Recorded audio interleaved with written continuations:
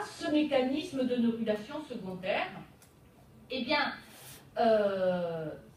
en fait, ça se situe au niveau du mésoderme axial dans la partie la plus caudale.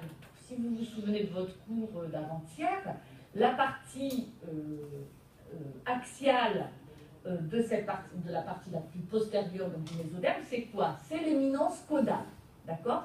Donc la partie la plus caudale du système nerveux central se développe, se différencie à partir de cette éminence caudale. Et en fait, à ce niveau-là, les cellules de l'éminence caudale, d'accord, vont subir une épithélialisation, puis une cavitation, et ensuite, elles vont, vous allez avoir une mise en continuité avec le tube neural, donc mise en continuité au niveau du neuropore postérieur, d'accord, qui va se reperméabiliser. D'accord, donc vous aurez une mise en continuité à ce niveau-là.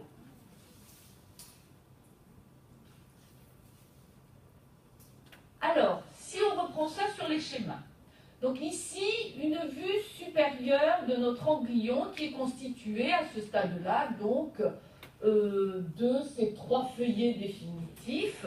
Enfin, en tout cas, ça c'est sûr au niveau de la partie crâniale. Sur la partie plus caudale, c'est en train de se mettre en place. D'accord?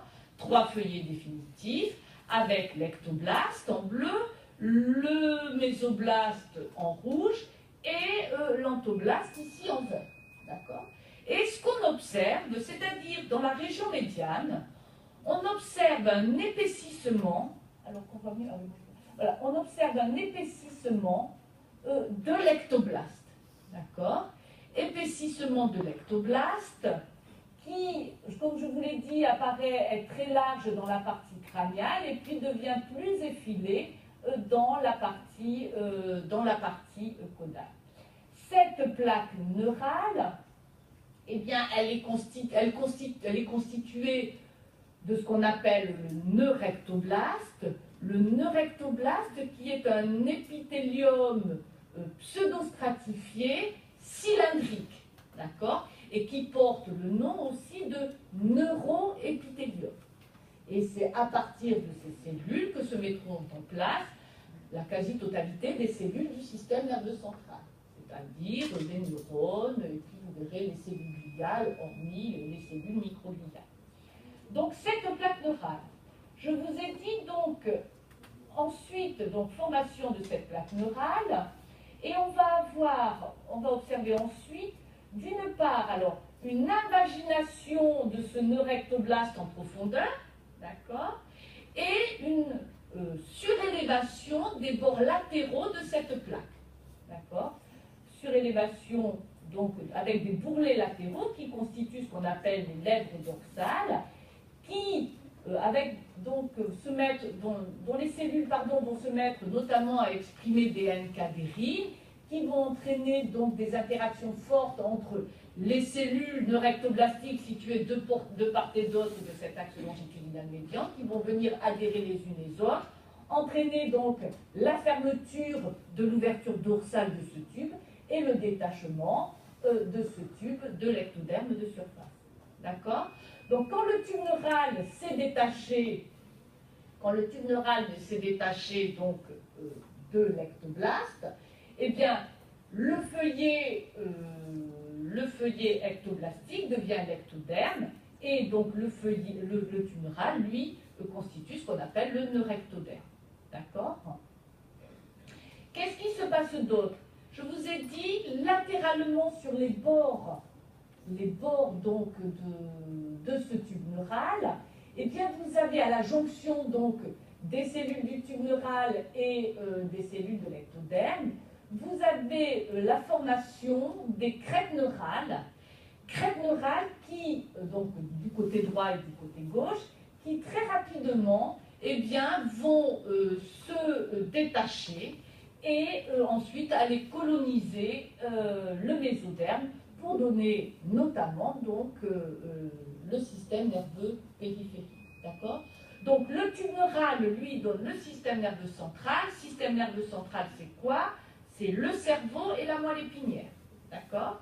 Et puis le système nerveux périphérique, c'est tout ce qui... C'est tous les nerfs périphériques hein, qui vont venir ensuite, qui sont soit issus, soit qui vont retourner au niveau de la moelle épinière, au niveau du tronc cérébral, enfin les nerfs crâniens.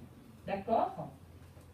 La fermeture de ce tube neural. Vous savez, je vous ai expliqué qu'on a toujours, dans la différenciation de notre embryon, on a toujours ce gradient céphalocodal. Ça commence à l'extrémité crâniale et puis ça s'étend au niveau caudal.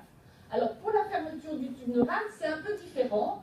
C'est-à-dire que le début de cette fusion des lèvres dorsales, hein, de cette gouttière, le début de cette fusion commence environ vers l'emplacement du 5e sommet. On va voir ça tout à l'heure. Et ensuite, donc, ça commence vers le 5e sommet. Et ensuite, ça va s'étendre, cette fermeture va s'étendre vers l'extrémité crâniale, d'accord, se développer vers l'extrémité crâniale et vers l'extrémité caudale. Donc, c'est un mécanisme qui est bidirectionnel. D'accord? Et puis, on arrive à la situation, donc, où notre tube neural est quasiment fermé sur toute sa longueur, à l'exception de l'extrémité antérieure, le neuropore antérieur, et postérieur, le neuropore postérieur. Je vous ai dit, cette fermeture, alors 24-26, 26-28, ce qui est constant, c'est que le neuropore antérieur se ferme toujours avant le neuropore postérieur. D'accord? Alors, la neurulation secondaire, alors je vous ai dit, on ne dit pas secondaire parce qu'il y a primaire, il y a d'abord la primaire, puis la secondaire. Non. La neurulation primaire, ça occupe, ça concerne tout le tube neural, tout le système nerveux central de la partie la plus située entre la ligne primitive et puis la membrane pharyngée, c'est-à-dire tout le futur cerveau et la quasi-totalité de la moelle épinière, à l'exception de la partie la plus distale de cette moelle épinière qui, elle, se met en place, je vous l'ai dit, à partir de l'éminence caudale, d'accord, donc dans la future région sacro-coccygienne. Donc cette éminence caudale, vous avez donc quand j'ai dit, je vous ai dit, une épithélialisation des cellules, donc de ce mésoderme axial caudal, c'est-à-dire que vous allez avoir un changement de phénotype et elles vont davantage ressembler à des cellules d'une rectoblaste. D'accord? Donc, épithélialisation des cellules de cette éminence caudale, phénomène de cavitation, apparition d'une lumière centrale, et finalement, raboutement, hein, ils vont se remettre, cette partie la plus caudale va se mettre en continuité avec le reste du tube neural. D'accord? Alors, alors ici des images en microscopie électronique à balayage. D'accord? Donc, ce sont des coupes transversales de l'embryon. Si vous vous repérez, enfin, ici, donc on a quoi? On a l'ectoderme de surface, d'accord? L'ectoderme, oui. Ici, donc ça y est, là, on est à un stade où le tube neural est formé, ce tube neural. Juste en dessous, donc, on observe la notocorde. Et puis ensuite, on a donc, alors on est à un stade où a déjà débuté l'épicature, on a les éléments mésoblastiques, mais on reviendra en détail là-dessus. Alors vous voyez ici très bien les différents stades, hein, avec le stade de plaque neurale, avec ici ces surélévations qu'on va trouver ici, donc la plaque neurale qui va s'invaginer en profondeur, surélévation des bourrelets périphériques, pour finalement venir fusionner les deux bords latéraux qui viendront fusionner sur l'axe longitudinal médian et ensuite entraîner donc des tubes neurales qui se détachent de l'ectoderme superficiel et qui donnent donc cette structure à partir de laquelle se met en place le système nerveux central. Alors, concernant maintenant les mécanismes moléculaires de cette neurulation.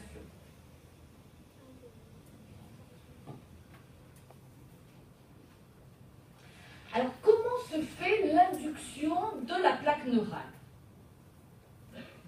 L'induction de la plaque neurale, en fait, c'est sous l'effet inducteur du mésoblaste axial. Donc, quand on dit mésoblaste axial, c'est la plaque précordale, la partie crâniale de la notocorde. Et bien, sous l'effet inducteur de ces éléments, l'ectoblaste va se différencier en eurectoblaste pour donner la plaque neurale. Alors, cette différenciation de l'ectoblaste en eurectoblaste, eh bien, en fait, elle est induite par la sécrétion de noguine, cordine, folistatine, qui, vous le savez, sont des molécules inhibitrices de BMP4. Et comme on l'a vu, je vous en ai déjà parlé pour le mésoblaste, BMP4 est sécrété, je vous ai dit, sur l'ensemble du disque embryonnaire. D'accord? Dans cette région, au niveau donc du mésoblaste, dans la région du mésoblaste axial, d'accord, vous avez donc la plaque précordale et la notocorde. Les cellules de ces structures sécrètent cordine, noguine, folistatine. Et elles viennent donc localement inhiber BMP4. BMP4 seul, il induit l'effet de BMP4 sur l'ectoderme et d'entraîner sa différenciation en épiderme. D'accord? Donc l'effet de BMP4 sur l'ectoderme et d'entraîner sa différenciation en épiderme. On dit que BMP4 est dorsalisant pour l'ectoblaste. Sur l'axe longitudinal médian, vous avez inhibition de l'effet de BMP4. Et donc on va inhiber cet effet dorsalisant, c'est-à-dire inhiber la potentielle différenciation de cet ectoderme en épiderme, et donc par défaut, cet ectoderme situé sur l'axe longitudinal médian va se différencier en eurectoblaste. D'accord? Et donc on dit que BMP4 est dorsalisant pour l'ectoderme parce qu'il induit la formation d'une structure, l'épiderme, qui est plus dorsale, quand on a notre embryon là, qui est plus dorsale que le tube neural qui, lui, va se ventraliser, c'est-à-dire rentrer à l'intérieur de votre embryon. Si on regarde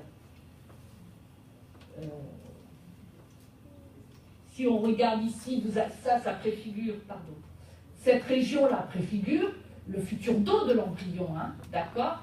Et donc, vous avez, donc là, c'est la phase dorsale de votre embryon qui n'est pas encore plicaturé, mais même quand il sera plicaturé. Et là, c'est la phase ventrale. Et donc, le tube neural est une structure plus ventrale que ne l'est l'épiderme à ce niveau-là. C'est pour ça qu'on dit que BMP4 est dorsalisant pour l'ectoblaste, c'est-à-dire qu'il induit la différenciation de l'ectoderme en épiderme. Et dans les régions où BMP4 est inhibé, c'est-à-dire dans la région de la notocorde et de la plaque précordale, eh bien, l'inhibition de l'action de BMP4 induit la différenciation du tissu, ou entraîne la différenciation du tissu en eurectoblaste. D'accord? C'est clair? Donc, bien retenir que BMP4 est donc dorsalisant pour l'ectoblaste. En revanche, on a vu que BMP4, la fois dernière, on a vu que BMP4 est ventralisant pour le mésoblaste. C'est-à-dire que l'effet de BMP4 sur le mésoblaste, c'est de permettre la formation d'éléments plutôt ventraux. D'accord? Et c'est